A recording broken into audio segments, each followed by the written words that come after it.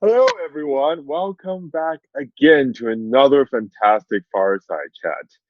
I hope all of you know that this is called, the Startup Impact Summit. And in my humble opinion, this would not be complete without mentioning three very important words: top tier impact. Without further ado, why don't we let the founder of TTI, present what is exactly so amazingly and globally impactful about your network?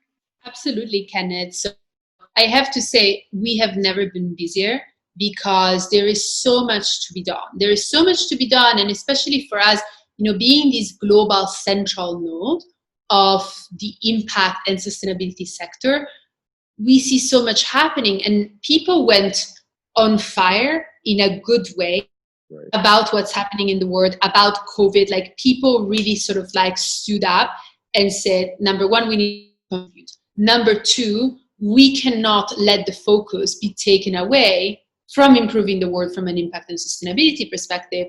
And the list goes on, right? So we saw a lot of positive, concrete engagement.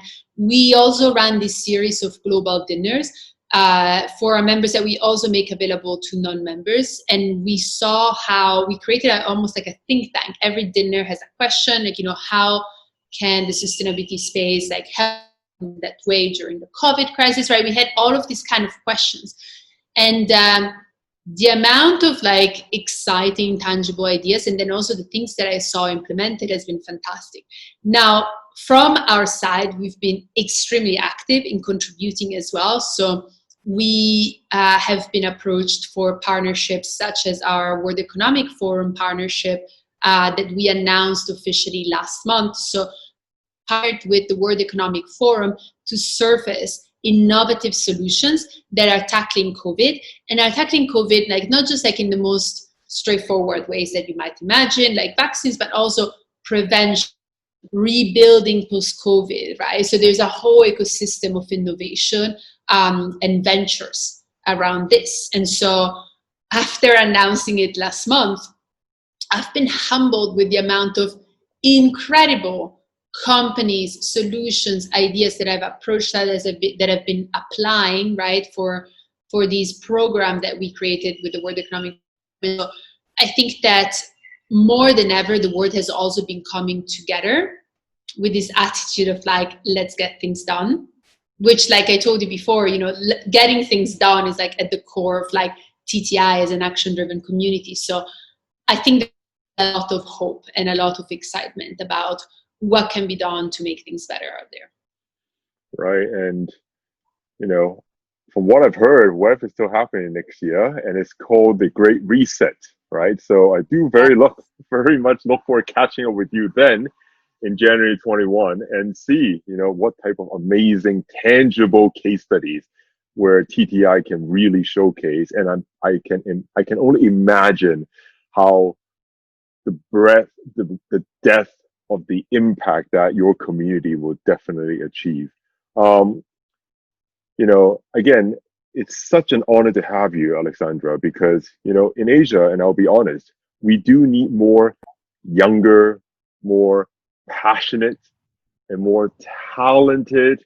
And one last thing is also experience, because doing impact, in my humble opinion, is also learning on the job, right? There's no school MBA that teaches you how to be more impactful. So as such, what you created is essentially a manual in some sense through personal relationships, guiding the young leadership of the next generation to become more impactful. On that front, any last thoughts that you would like to share with the Start Me Up community before we end this amazing fireside chat? I would say that keeping in mind that you don't know what you don't know is super important, because the picture in the impact and sustainability space is complex, is global, is full of data that we are not accounting for. What do I mean by this? I think in 10 years from now, I hope in 10 years from now, even less, we will turn back and look at this moment in time and think, oh my goodness, there was no real data and accountability behind whether we are being positively impactful as a company, as a nation, as an individual, or not, right?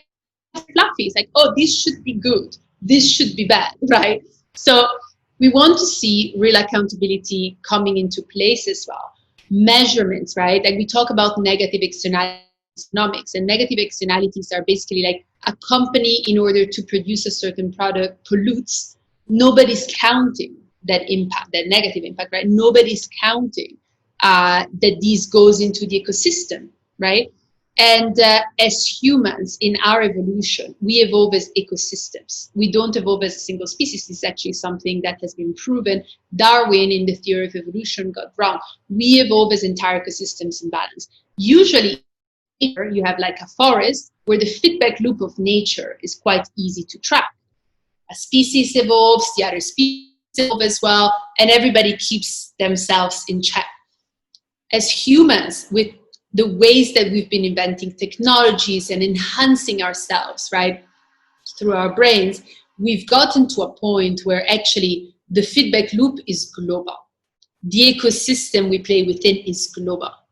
But we don't have a good way to track this data so that we can actually make ourselves accountable to the feedback loop and therefore sustainable, right? So I'm saying this because what I want to tell you guys is that the picture is complex and there is a lot more to understand, to discover. So keeping your mind open about points of view from different corners of the world, from other sectors, applying and learning something that in your sector could be valuable.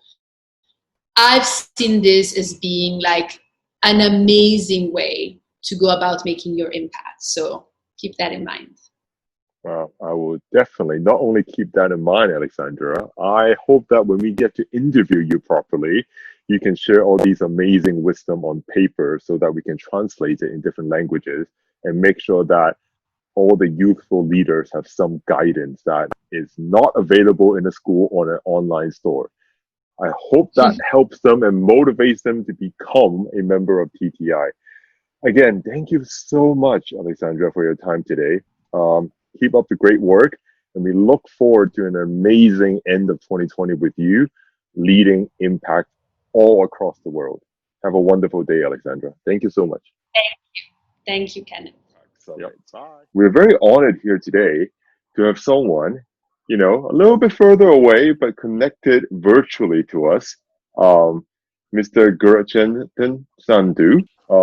Share with us, if you don't mind, like some of the things that you found interesting while working with the Asia office, for example.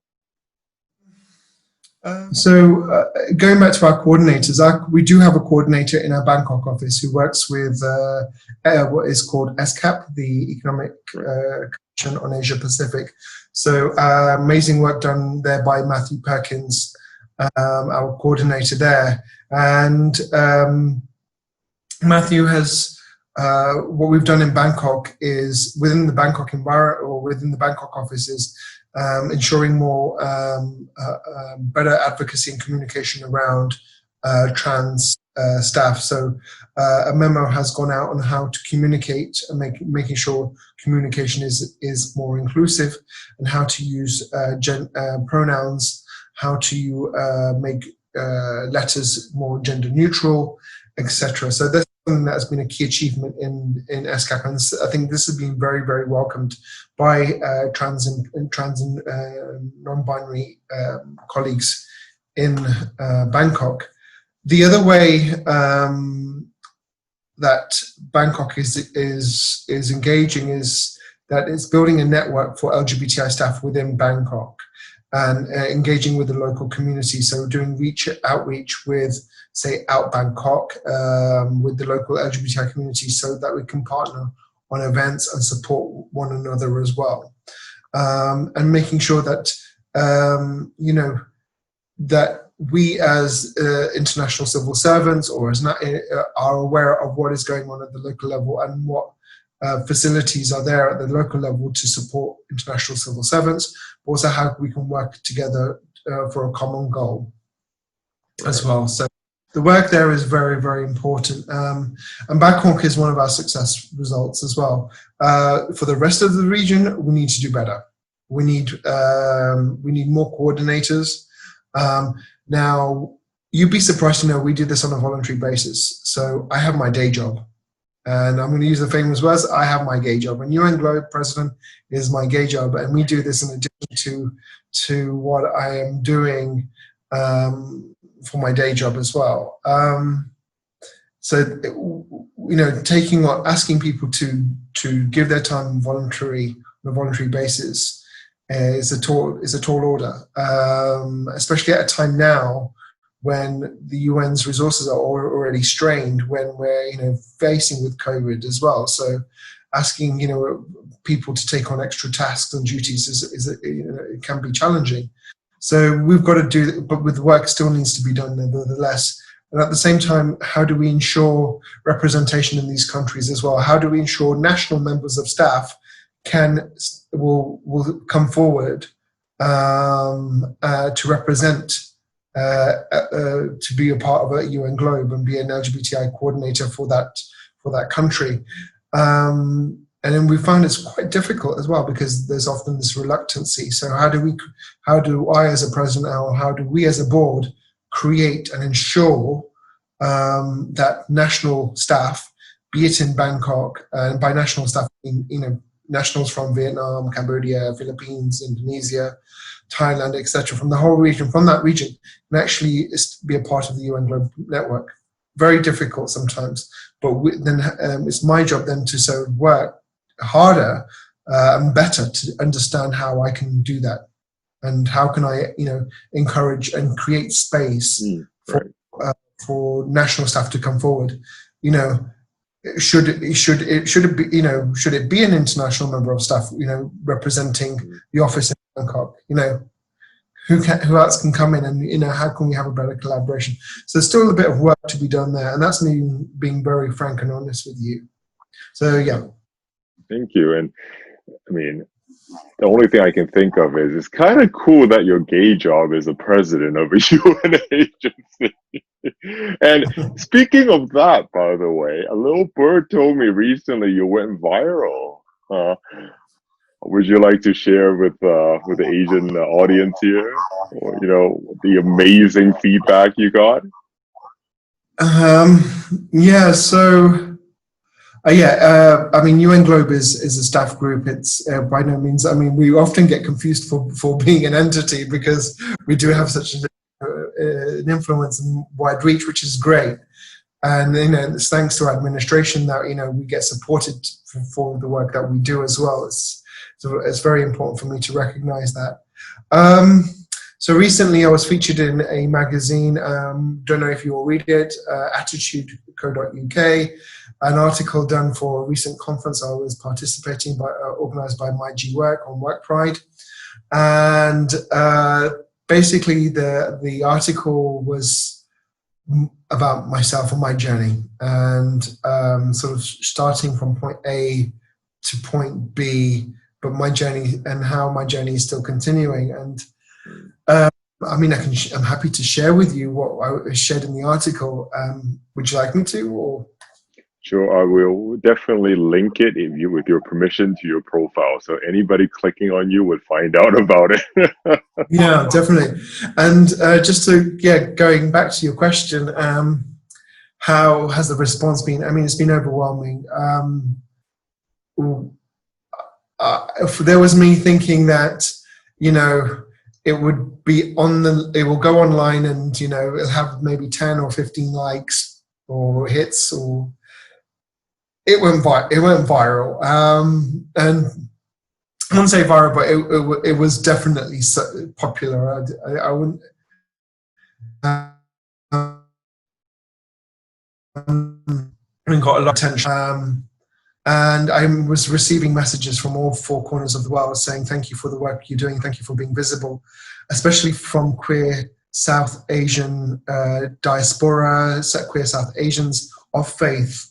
And saying how important it is for visibility of their community, and they can see someone, standing up, especially in spaces which at the global level, and let's be honest, a lot of the global level leadership in LGBTI spaces are led by white European North Americans, cisgendered, and there's a lack of representation of LGBTI people of color and faith in international global spaces. So I think having that, being there and being visible, and that's why I'm working for doing, that's why I ran for UN Group President, is to ensure that we have some visibility to in the United Nations system and at the global stage as well. So that was it was very, very overwhelming, as I said, the messages, and continue to interact with people who have sort of reached out to me and said, and building, helping them through their journey as well. And because I think there's often this sort of case of, well, I've got to come out. Well, do you? In some cultures we don't, and especially in Southeast Asian cultures, South Asian cultures, other parts of the world where this whole concept of coming out does not even exist. What do we have instead in our cultures? In Asia, and I think it's very important for me from this platform to also talk about that as well. That do we always need to come out, and come out as what? Especially when those words don't exist in our language, and we don't have those words, and we have to find those words. And coming out talks about, gives a space of, I need to be validated by you. Okay, I need you to accept me. And what I find more useful, especially in queer people of color spaces, is this idea of coming in. I don't need your validation. I'm letting you into my space, my private space, and I'm sharing that with you. So I'm not going to come out to you. I'm letting you come in to my space. So I think this is very, very important. So sort of helping people through that journey has been a result of that article as well. So I think it's very, very important. And no, absolutely. And I know you're a very humble person, but one of the main reasons I think we're so fortunate to have you, give your point of view as president of UN Globe, it's because startup, the scene in Asia has and needs a role model such as yourself, and especially in the LGBTI space. And we have many South Asians participating in Start Me Up Hong Kong, and just casual talks with people who have connected me to you, and seeing what you have done in representation is honestly very sincere and meaningful, and we cannot thank you enough for your leadership in this aspect. And as I said, it's sometimes a bit of serendipity that I get to have a chance to encounter with you through all the great work that each of them does. I think that's how our world is, right? We all get connected by some other mysterious way sometimes, and I am 100% certain that our audience, whether they are LGBTI allies or people, learning and being more personable and understanding of who they are as a person, this concept you mentioned between coming out and coming in definitely resonates with not only me but the rest of the community. So again, thank you so much. Any last words? To everyone listening out there, what exciting things can we look forward to from you, personally or professionally? Personally, I think, I haven't even shared my journey. I think if I can is that okay if I do that here? Yeah, of course. I come from, as you can see, I come from a culture. I am born into a Sikh migrant family, working class in the United Kingdom. And I grew up at a time when, in the 80s, I'm not going to give my age now, but at a time when I was told to believe, or I was made to believe that being gay was wrong, or being LGBTI was wrong. And especially at the time, in the 80s with the HIV crisis. And I was always, and I grew up in two cultures. One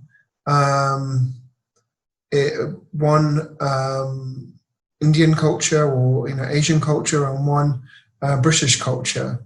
And I always sort of struggled with those identities growing up. Which am I? Am I Asian or am I British? And I was never brown enough for my Indian friends or my Asian friends. I was never Asian enough for them, and at the same time I was never white enough or never British enough for my British friends. So I always found navigating this space really, really challenging. And then added into that, was the idea of this whole idea of my own sexuality, and often, I wanted to go to those dance classes. I wanted to do those, partake in those considered sort of masculine activities. I wasn't your greatest athlete, stereotype, yeah, of course. But it was never me. And I was always told, growing up, I was always told that I should have been a girl. Because of my feminine mannerisms, as if that was something inferior to be already, so as a consequence, I was struggling with my own identity, be it on a race or ethnicity journey, but be it on a sexual or gender identity or sexual orientation journey. And because of that, because I was always mocked, I felt that I could never really be myself for so many reasons. Including, and what the result was of that was hypermasculation, toxic masculinity, sort of covering all of that. And this is in the article as well. And so I covered, and as a result, I covered that. And it wasn't until 2006, not 2013, 2006, when I came to the ILO to do my internship.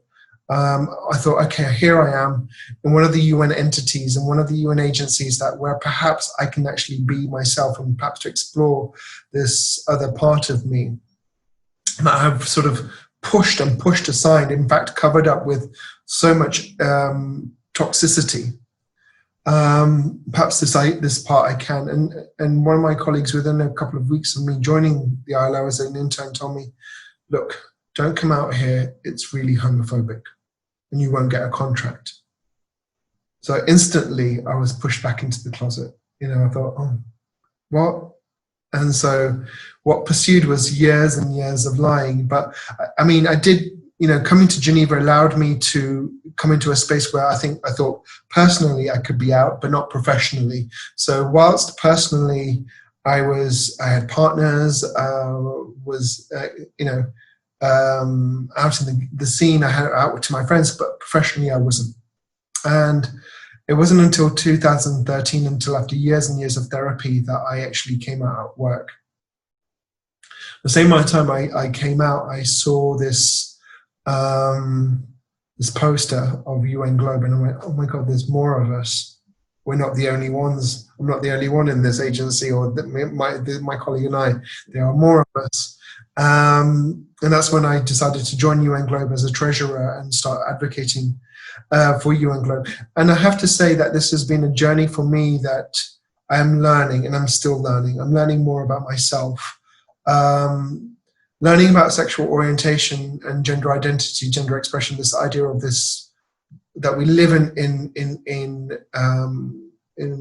on a spectrum.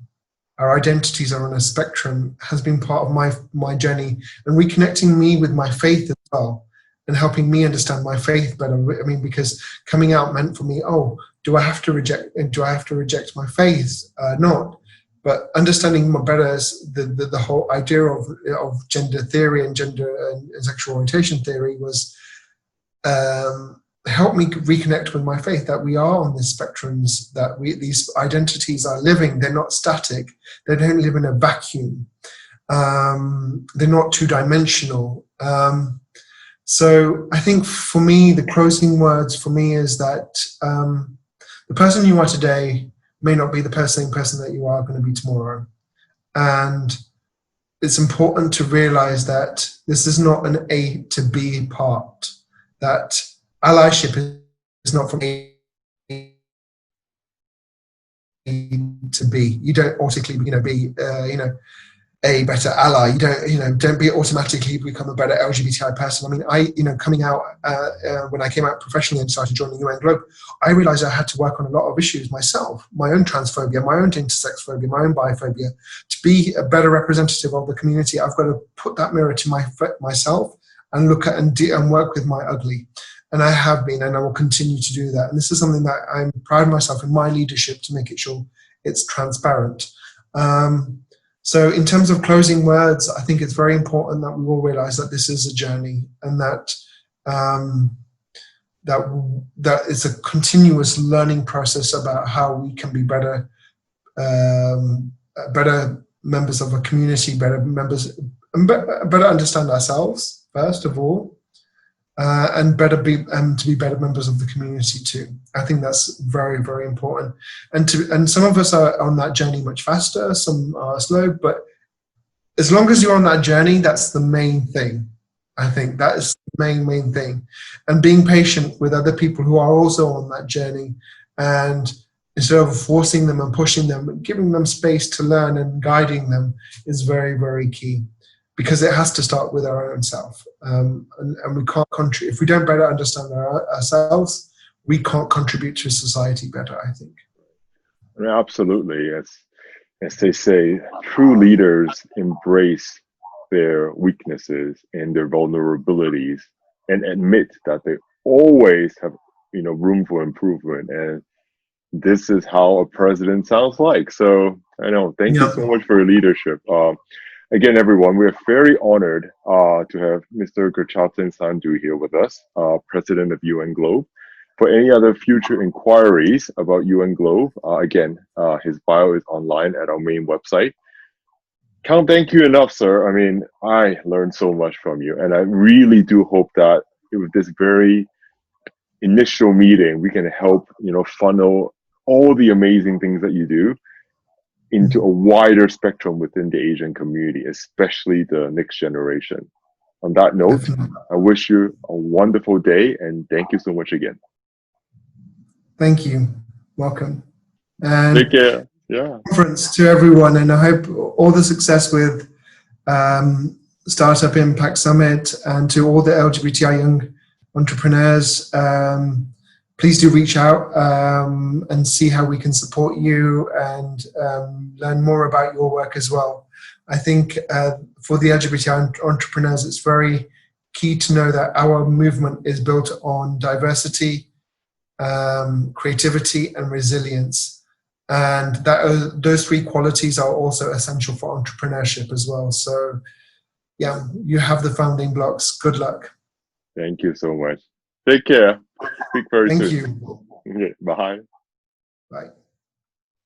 So today we have Pablo here, who is the founder of A Bridge for Billions. So one thing, I think is more about the ecosystem. I have two wishes. Sorry. The first one is about the ecosystem, which is, I do hope, and this is a problem that I think we do need to correct, is that we generate innovations that truly matter for all. So focusing on much more, this purpose-driven innovation. And this is not just entrepreneurs. This means the programs. How do you select the entrepreneurs, the investors? What type of businesses are you investing on? No, so I will say, make sure that you really think about purpose. You think about how your purpose as an investor, as a mentor, as a program aligns with the purpose of your entrepreneurs. And then an ask, a more selfish ask is, and even maybe not even that selfish, is let's work together to really generate those ecosystems of collaboration. You cannot be the best in everything. And in order to strengthen the ecosystem, you need to create bridges across the entire ecosystem. So we are very strong on the pedagogical journey, on facilitating those interactions, but we don't have the local expertise. We're always partnering with local organizations, with corporates that really want to look for innovations in their sectors, with foundations that really want to scale the mission and really find the next innovations that are working towards that mission. Universities of today, they need and they should and must be educating the employees and employers of the future. And the ecosystems and the educational systems that we have today are not training people to become entrepreneurs. No? So even though universities' main goal might not be to launch businesses, but it should definitely be to educate the next, generation of entrepreneurs. So we'll be happy to work with universities. We already work with universities in many different continents, actually. And then I will also say, like, to investors. Investors, a lot of them are always looking towards, well, in Asia, probably towards the east, not towards Valley, but I do think that they also need to be looking at across different countries in Asia, not just locally. There's a lot of potential, and I do think that they should also be looking at that untapped potential. In Bridge, we are close to 64% of our entrepreneurs did not have access to any kind of support. So we're opening the market, and what I'm just saying is, like, we're one actor. If all the actors in the ecosystem were, we were opening the market the same way that we do, the ecosystem will be much more meritocratic. We will resolve those bottlenecks. So regardless of where you are, if you are an investor that you're waiting at the other side of the bridge, if you are an ecosystem builder, you are building those bridges, make sure that your bridge, is wide and it's inclusive, because inclusive innovation really benefits all. Right. I mean, since you love making two wishes, I'm going to ask you one final question. If you have two countries in Asia which you believe most in the potential of what Bridge for Billions can do, let us know these two countries, and during the conference, we are going to make sure that a lot of our speakers know that, hey, we have a amazing organization that is really looking forward to support entrepreneurs in your country. So have you thought about two countries, dream scenario, maybe?